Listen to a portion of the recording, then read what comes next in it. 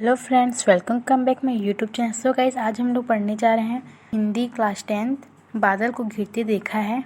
पहला प्रश्न ये कि नागार्जुन जी को 1965 में कौन सा सम्मान मिला था? तो उत्तर साहित्य अकादमी पुरस्कार उसको मिला था। ठीक, कवि नागार्जुन का असली नाम क्या था? वैद्यनाथ मिश्र। तुहिन कर्ण का क्या तात्पर्य है? ओस की बूंदे। सो गाइस, मैं बता रही हूँ कि ये जो क्वेश्चन है ये बहुत छोटे छोटे क्वेश्चन है, तो बोर्ड में अंदर से आता है, तो इसलिए आप इसे जरूर पढ़ें।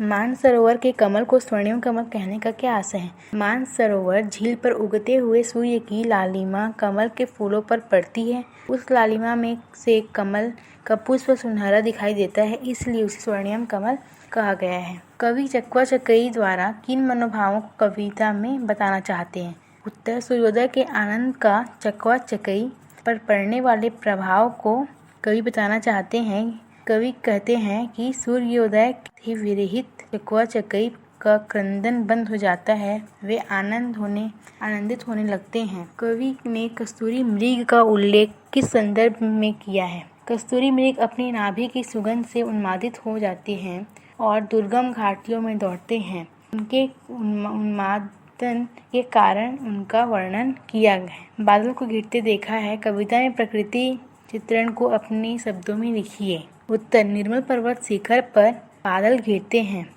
बादल में स्थित वाष्प कण मोती जैसे ओस के समान कमल के फूलों पर गिरते हैं। वर्षा की उमस से प्रभावित पक्षी सरोवर के जल में कीड़े मकोड़े खोजते हैं। इसी सरोवर में हंस भी तैरते हैं। हवा मंद गति से बहती है। उगते सूर्य की किरणों से तालाब का कमल स्वर्णिम दिखाई देता है। रात भर अलग रहने वाले चकवा चकई का सुबह क्रंदन बंद हो जाता है। वे शैवाल पर प्रणय कीड़ा करते हैं। दुर्गम घाटी में कस्तूरी मृग अपनी ही कस्तूरी की सुगंध से उन्मादित होकर दौड़ते हैं। कस्तूरी न दिखने पर चिढ़ जाते हैं।